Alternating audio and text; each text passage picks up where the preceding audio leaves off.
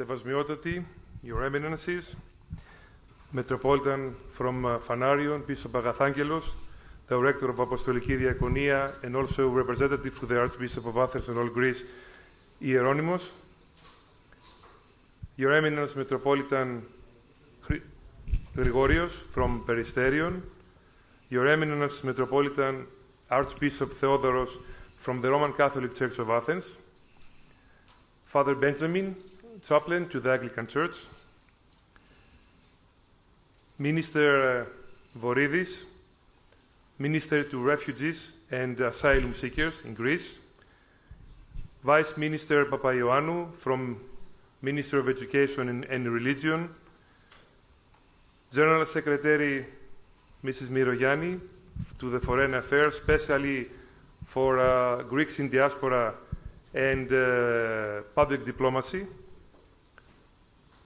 dear Moderator, dear sisters and brothers, Christos Anesti. I would like to welcome you all in Greece, in Athens, in this very hospitable city, and we are honored to have you here. And for those that you don't know, it is the committee of the CCIA, as we call it, the acronym, that means Church Commission on International Affairs, one of the most historical committees of the World Council of Churches, and we have the privilege to host you, all of you, here in Greece. And I hope and I pray to God that all those days in front of us, we will have a fruitful meeting. We will have a very positive outcome in our sessions, but most of all, we will have the opportunity to meet from a very close eye the Orthodox Church of Athens. I would like to extend to you the warm greeting and also the blessings of our Archbishop of Athens and all Greece, Ieronymos. His Eminence, as I said, Metropolitan Agathangelos, he will read after his message to you. And before we start, allow me to say a short prayer, as we do in Greek. Let's all of us chant the Christos Anesti in order to initiate ourselves not only to the continuing Paschal period, but to our meeting. Please, I ask you to stand. Χριστός Ανέστη εκ νεκρών θανάτου θάνατον πατήσας και της εν της μνήμας ζωήν χαρισάμενος.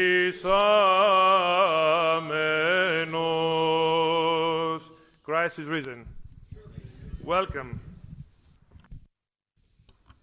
His Eminence Metropolitan Agathangelos of Fanarion, His Eminence Metropolitan Gabriel of Ionia,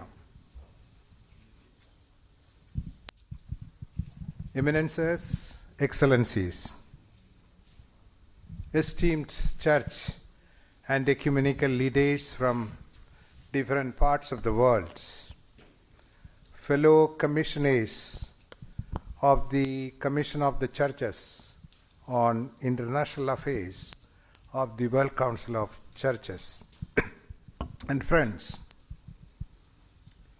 it is with great pleasure and privilege I greet you all on behalf of the Commission of the Churches on International Affairs of the World Council of Churches, and formally welcome you all to this opening session of another two historic events being held from here from today until 23rd May. We are meeting this time for the 60th meeting of the Commission of the Churches on International Affairs of WCC. This meeting of the CCIA coincides with the centenary of the Universal Christian Conference on Life and Work, which was held in 1925 in Stockholm, Sweden.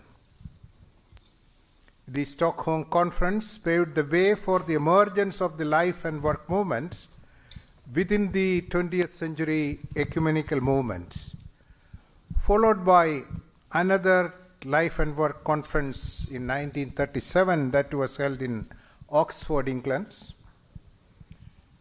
where more systematic plans were envisaged for the Church's participation in international affairs. The efforts of those times culminated almost 10 years later in the 1946 Cambridge Conference of World Church Leaders, which led to the development of the Commission of the Churches on International Affairs, an outcome of the growing cooperation among churches in the 20th century. Since 1925 Stockholm Conference, churches realized that they could not exercise influence on the world stage only within their nations or by the mere fact of their own existence as churches in a particular country or context. It was in that particular context that the representative of the churches from different nations came forward to organize themselves and bring their own perspectives to address the problems of international life.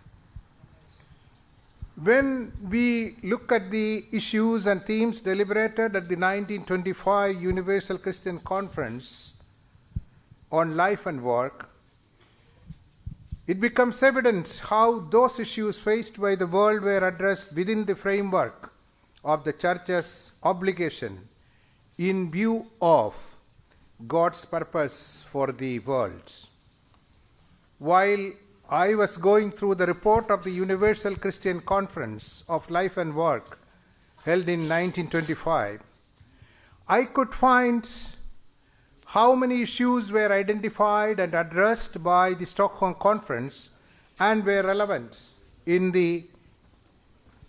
those issues dealt in Stockholm were most significant in the post-First World War context, such as economic and industrial problems, social and moral challenges, the role of the Church in international relations, and several other issues.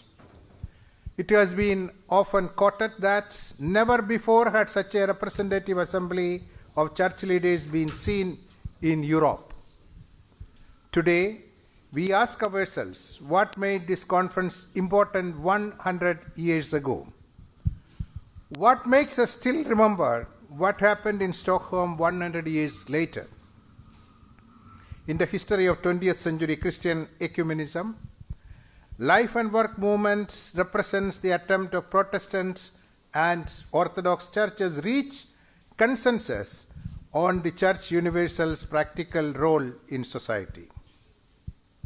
Between 1925 Stockholm Conference and the Oxford Conference in England in 1937 and later in 1946, when the Cambridge Conference was organized by the WCC or the World Council of Churches during its formation, and the CCIA was initiated.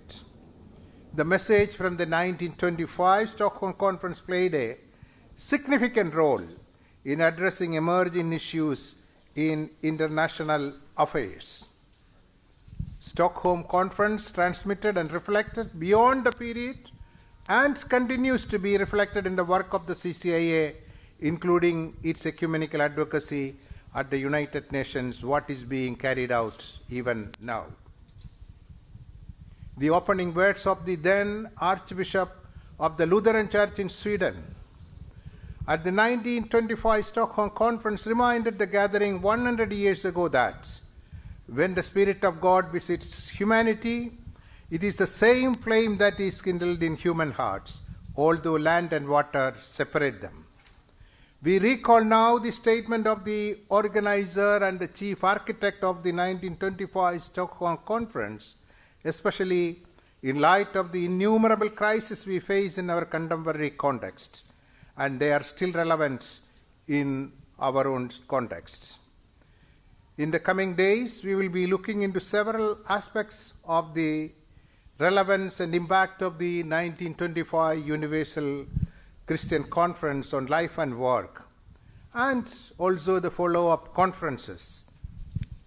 The 6 specific sessions dealing with the thematic addresses and panel discussions during the first 3 days of our gathering here from today will be unique opportunities for us to reflect on the Life and Work Conference of 1925 and also its follow-up deliberations.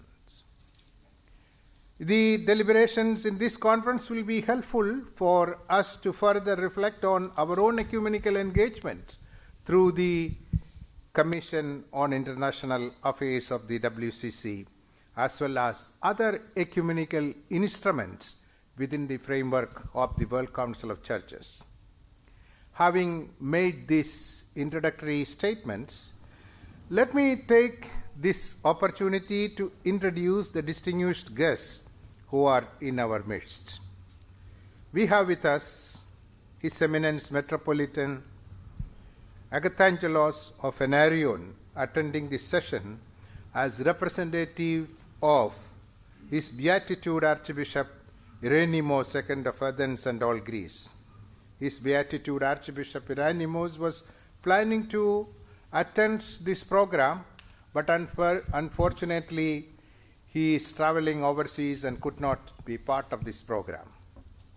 Metropolitan Agathangelos, Director of the Apostolic Diaconia, an ecclesiastical organization of the Holy Synod of the Church of Greece, is really the great treasure of the Church of Greece, because with its activities and his own involvement in the activities of this diaconal body, and not only within this country, at the same time his involvement is very much valued the Greek communities, the Orthodox diaspora all over the world. We welcome His Eminence Metropolitan Agathangelos of Fanarion on behalf of the World Council of Churches to this opening session.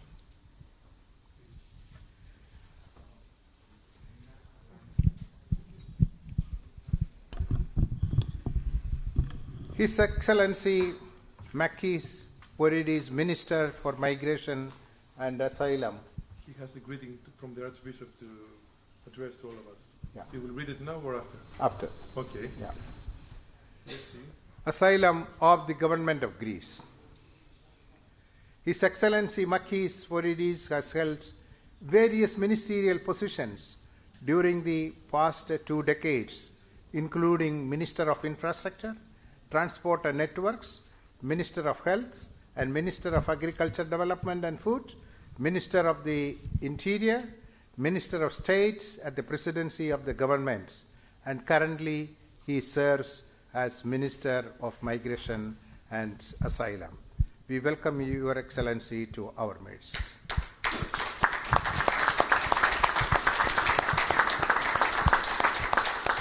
Nikos Papaioannou, Deputy Minister of Ministry of Education, Religious Affairs and Sports, also with us.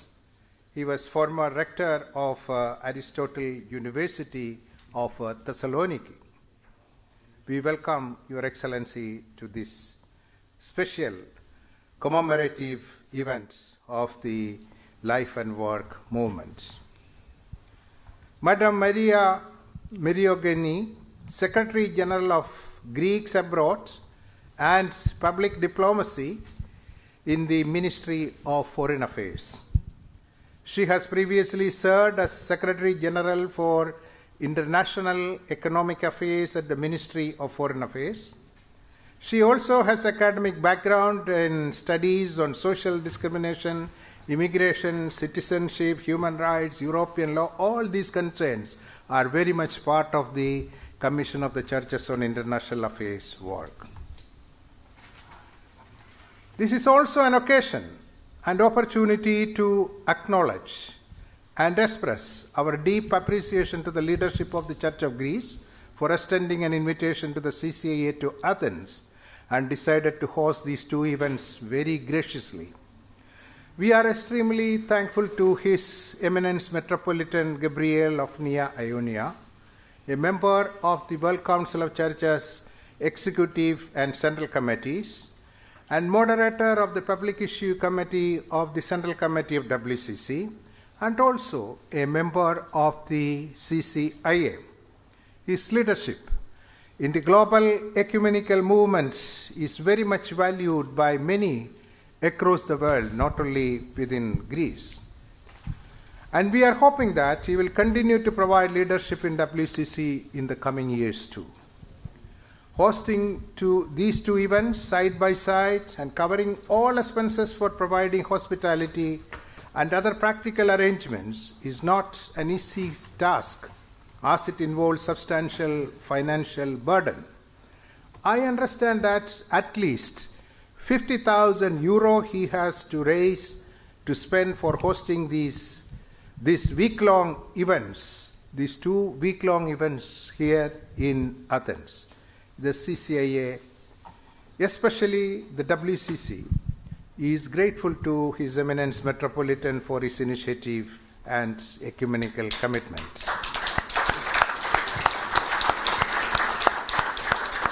I again take this opportunity to welcome each and every one of you. Thank you for your being with us. We look forward to have fruitful discussions and deliberations in the coming days. Thank you.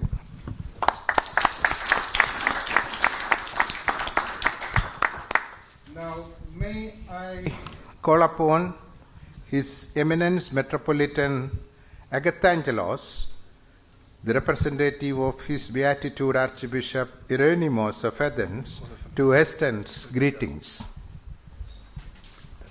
Αγαπητοί μου αδελφοί, My dear brethren, Χριστός Ανέστη. Christ is risen. Με αισθήματα χαράς και αδελφικής αγάπης σας καλωσορίζουμε στην πατρίδα μας. It is with feelings of great joy and brotherly love that we welcome you to our homeland. Και στην Αυτοκέφαλη Εκκλησία της Ελλάδος, η οποία αποτελεί ιδρυτικό μέλος του Παγκοσμίου Συμβολίου Εκκλησιών ήδη από την πρώτη Γενική Συνέλευση στο Άμστερνταμ της Ολλανδίας το 1948. And to the Autocephalous Church of Greece, which is a founding member of the World Council of Churches, already since its first assembly in Amsterdam back in 1948. Σας υποδεχόμαστε με θέρμη στην χαρμόσυνη αυτή αναστάσιμη περίοδο, μια περίοδο κατά την οποία το φως του Αναστάντος Κυρίου διαλύει κάθε σκοτάδι απόγνωσης, βίας και διχασμού και χαρίζει ελπίδα, ειρήνη και ανακαίνιση σε ολόκληρη την φύση. We welcome you in particular during what is normally a joyful period of the resurrection of our Lord, whose light is shed everywhere and dispels every darkness of despair and division, sending out messages of peace and reconciliation all over the world. Στον ταραγμένο καιρό μας, όπου ο κόσμος όλος εν το πονηρό κοίται και όπου ο πόλεμος, η προσφυγιά, η κοινωνική ανισότητα και η πνευματική ερημιά μαστίζουν τους λαούς, η Εκκλησία καλείται να είναι το φως του κόσμου και πόλη σε πάνω όρους κειμένη, φορέας αγάπης, καταλλαγής και ελπίδας. In our tormented times, when the whole world lieth in wickedness, according to the first epistle of John, and when war, refugee, social inequality, and spiritual bleakness plague the peoples, the Church is called upon to be, quote, the light of the world, and, quote, a city that is set on a hill, according to the Gospel of Matthew, an agent of love, reconciliation, and hope Ειρήνη την οποία ο Χριστός μας άφησε ως Θεία Παρακαταθήκη, ειρήνη είναι αφήμη ημίν, ειρήνη την εμίν δίδομη ημίν, παραμένει το ύψιστο αγαθό και η βασική προϋπόθεση για την οικοδομή ενός κόσμου δικαιοσύνης, κοινωνικής συνοχής και σεβασμού της ανθρώπινης αξίας. The peace which Christ left us as divine legacy, quote, "Peace I leave with you, my peace I give unto you," according to the Gospel of John, remains the ultimate good and the main precondition for the reconstruction of the world of justice, social cohesion, and respect for the value of each and every human being. Σας υποδεχόμαστε σε μια ευρωπαϊκή χώρα με βαθιές χριστιανικές ρίζες και αρχές, όπου η πίστη στο Ευαγγέλιο και η ζώσα παράδοση της Εκκλησίας εξακολουθούν να εμπνέουν και να καθοδηγούν τις καρδιές των πολιτών της. We welcome you to a European country with deep Christian roots and principles, where faith in the gospel and the living tradition of the church still inspire and guide the hearts of its citizens. Σας υποδεχόμαστε σε μια αυτοκέφαλη Ορθόδοξη Εκκλησία, η οποία εν μέσω πολλών προκλήσεων, σύγχρονων αδιεξόδων και της εκοσμικευμένης πραγματικότητας, αγωνίζεται να παραμείνει φάρος πίστεως και αγάπης, να διακονεί τον πάσχοντα άνθρωπο, να διαφυλάσσει την ενότητα εν το συνδέσμο της ειρήνης και να κηρύττει τον ορθοτομούντα λόγον της αληθείας. We welcome you to an autocephalous Orthodox Church which, amidst numerous challenges, modern impasses, and a secularized reality, strives to remain a beacon of faith and love, to minister to the suffering human being, to preserve unity, quote, in the bond of peace, according to the letter to the Ephesians, and to preach, quote, rightly dividing the word of truth, according to the second letter to Timothy. Ιδιαίτερη είναι η μέριμνά μας για τον πάσχοντα και εξεριζωμένο συνάνθρωπο. Στο πλαίσιο αυτό εκφράζουμε την ευγνωμοσύνη μας προς όλες τις εκκλησίες μέλη του Παγκοσμίου Συμβολίου Εκκλησιών για τη μέριμνα και τη συμβολή τους στο μεταναστευτικό ζήτημα. Ιδιαιτέρως επιτρέψτε μου να αναφερθώ στο έργο της συνοδικής μας υπηρεσίας και της αστικής μη κερδοσκοπικής εταιρείας Συνύπαρξης, η οποία υπό την κοπιώδη προσφορά του αγαπητού αδελφού Μητροπολίτου Ηλίου κυρίου Αθηναγόρα και των εκλεκτών συνεργατών του διακονεί ακούραστα στον τομέα της φιλοξενίας και της προστασίας των προσφύγων και κυρίως των ασυνόδευτων ανηλίκων σε δομές που λειτουργούν τόσο στην Αθήνα όσο και στην Βόρεια Ελλάδα. Against this background, our care for the suffering and uprooted fellow human being is of particular importance. Within this framework, we would like to express our gratitude to all the member churches of the WCC for their active interest in and contribution to the migration issue. Please allow me particularly to extol the work of our own relevant synodal service and of Syniparxis, which in Greek means existing together, the non-profit organization, Civil Law Partnership, of our church with its ecumenical refugee program, which, under the arduous self-offering of the dear brother Metropolitan Athinagoras of Ilion and his select associates, untiringly ministers to our fellow human beings in the area of hospitality and the protection of refugees and of unaccompanied minors in particular, in accommodation facilities which operate both in Athens and in northern Greece. Είμαι βέβαιος πως όταν πραγματοποιηθεί η επίσκεψή σας εκεί, θα διοπιστώσετε η διεισόμαση την αγωνία μας, την φροντίδα μας, αλλά και την έμπρακτη εφαρμογή του Ευαγγελικού Λόγου. Επίνασα και εδώ κατέμει φαγήν, εδίψησα και ποτίσατέ με, ξένος ήμην και συνηγάγετέ με. I am certain that during your visit there, you will be able to witness with your own eyes our concern our care, as well as the application of the word of the gospel in practice, quote, "For I was hungered, and ye gave me meat. I was thirsty, and ye gave me drink. I was a stranger, and ye took me in," according to the Gospel of Matthew. Με την ευκαιρία της παρουσίας σας, επιτρέψτε μου να σας προτρέψω ως μέλη της Κεντρικής Επιτροπής του Παγκοσμίου Συμβολίου Εκκλησιών, αλλά και ως μέλη της Επιτροπής Εξωτερικών Θεμάτων του Συμβουλίου, να ενισχύσετε έτσι περισσότερο την προσήλωσή σας στο ζήτημα της μετανάστευσης, όχι ως απλό ανθρωπιστικό πρόβλημα, αλλά ως ευαγγελική πρόκληση. Για μας τους χριστιανούς δεν υπάρχει ξένος ή ξένη στην αγάπη του Χριστού. On the occasion of your presence with us, please allow me to urge you, as members of the Central Committee of WCC, and especially as members of the Commission of WCC on International Affairs, to step up even further your attachment to the issue of migration, not as a mere humanitarian problem, but as an evangelical challenge. For us Christians, there is no stranger to the love of Christ. Ο άνθρωπος δεν έχει και δεν πρέπει να γνωρίζει διακρίσεις στην αγάπη.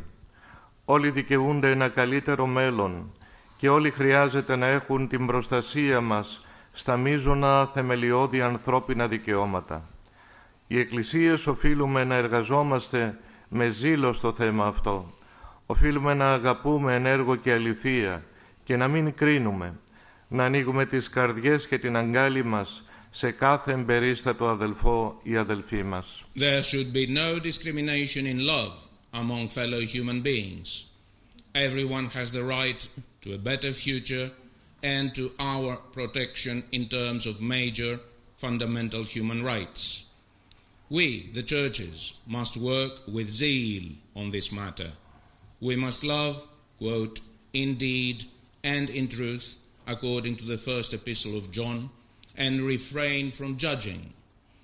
Let us open up our hearts and embrace each and every one of our brothers and sisters in need. Με τις σκέψεις λοιπόν αυτές και με την ευχή να ευοδοθούν οι εργασίες του συνεδρίου στη φιλόξενη Αθήνα μας, σας απευθύνω για μία ακόμα φορά τον αναστάσιμο χαιρετισμό Χριστός Ανέστη. With these thoughts, therefore, and with the prayer that the proceedings of your conference in our hospitable Athens be crowned with success, may I address to you once more the greeting of resurrection, Christ is risen. Καλώς ορίσατε, αδελφοί. Welcome, my dear brothers and sisters. Ο Αρχιεπίσκοπος Αθηνών και Πάσης Ελλάδος, Ιερώνυμος ο Δεύτερος. His Beatitude, the Archbishop of Athens and all Greece, Ieronymos II.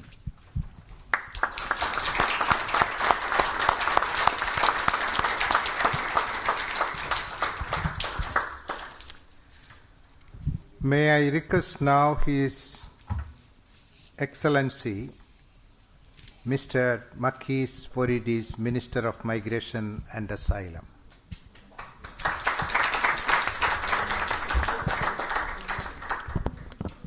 Thank you very much, and it is indeed a great honor and a great pleasure to have the opportunity to address such a distinguished crowd and to contribute in the opening of your works.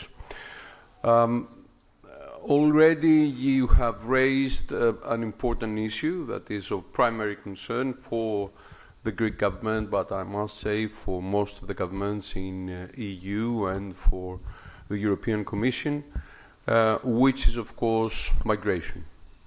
Migration puts many different challenges, and as you know, the way of the relationship between churches and the state sometimes has been challenging. It always raises question of equilibrium, of having a clear role, a clear path between the cooperation. And I must say that I think that in Greece we have, let's say, a best case. We have an exemplary case of cooperation between the Church of Greece and our ministry, and especially with the non-profitable company, organization, Coexistence, that cooperates with our ministry. So we are privileged to have them as counterparts, and they do an amazing work, especially with dealing such a sensitive issue as the unaccompanied minors. This issue might look, let's say, as a subtotal, as a subdivision of the whole issue of migration, and indeed, if you regard the numbers, there you could see that indeed unaccompanied minors coming to Greece and to Europe is a relatively small part of the whole of arrivals. But we're talking about minors, we're talking about children, we're talking about vulnerable situations there, some very difficult ones, and they need to be handled with special care and affection. Now, the non-profitable organization Syniparxis Coexistence of the Church of Greece works with our ministry and has under its responsibility the function, the world function of 4 structures that they provide hospitality for 150 unaccompanied minors. And I must say that this indeed is an amazing example because of the dedication, of the devotion, of the care that all the people of the Church working with these minors are showing.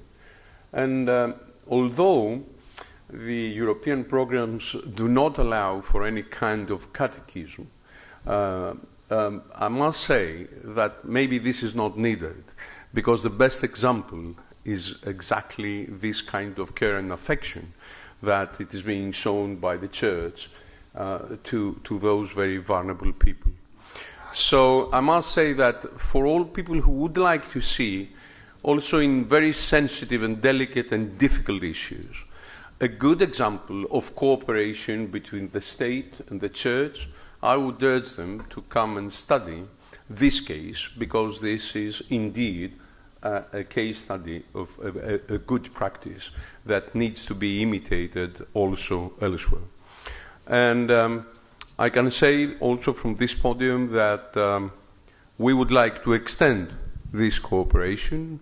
We would like to see it broaden.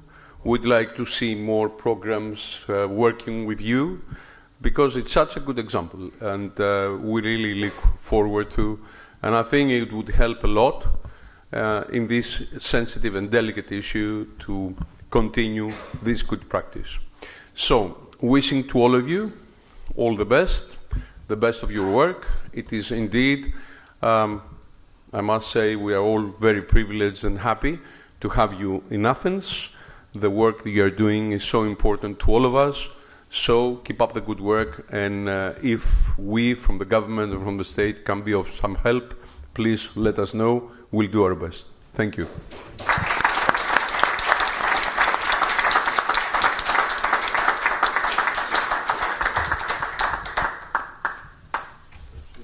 Now may I request His Excellency Mr. Nikos Papaioannou, Deputy Minister of Education, to bring greetings.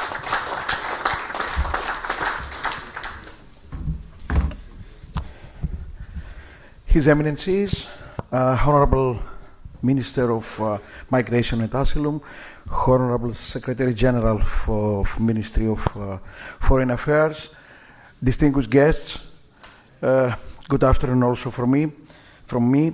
With particular joy and honor, I extend my warmest greetings for the opening of the 16th meeting of the Commission of the Churches on International Affairs held in the context of the centennial celebration of life and work of the World Council of Churches. This is an institution with historical depth and global impact, which for nearly a century has consistently offered a voice of truth, peace, and unity. The holding of this meeting in Greece, at the heart of the Orthodox tradition and the broader European cultural heritage, and in the presence of representatives from churches and Christian communities from every corner of the world, it is a great honor and a joyful event. This collaboration is not merely an institutional act, but a dynamic expression of unity, cooperation, and prophetic responsibility toward the modern world. As a Greek state, we recognize and honor the steadfast contribution of the Church of Greece to initiatives that strengthen inter-Christian dialogue, cultivate recognition, and highlight the Church as a bringer of unity, hope, and peace. The Ministry of Education, Religious Affairs and Sports maintains a constant and constructive collaboration with the Church of Greece within the framework of a dialogue based on mutual respect and the shared desire to cultivate spiritual values, strengthen social cohesion, and promote peaceful coexistence among people and nations. Allow me to wear my academical cap because, as it was mentioned before, I was a rector of the biggest university in Greece, the Aristotle University in Thessaloniki.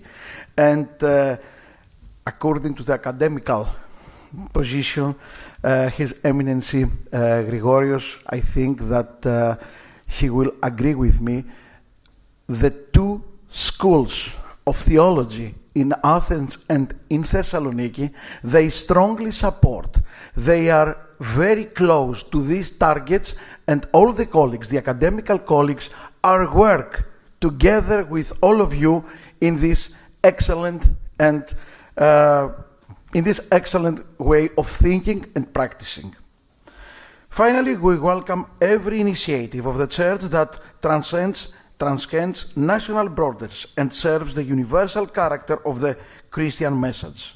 We are confident that the work of the meeting will contribute to deepening dialogue, highlighting common values, and strengthening cooperation between churches for peace, unity, and the witness of love in today's world.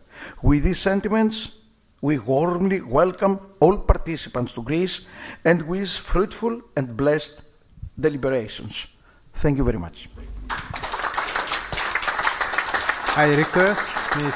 Maria Myrogianni, Secretary General of the Foreign Affairs, Ministry of Foreign Affairs.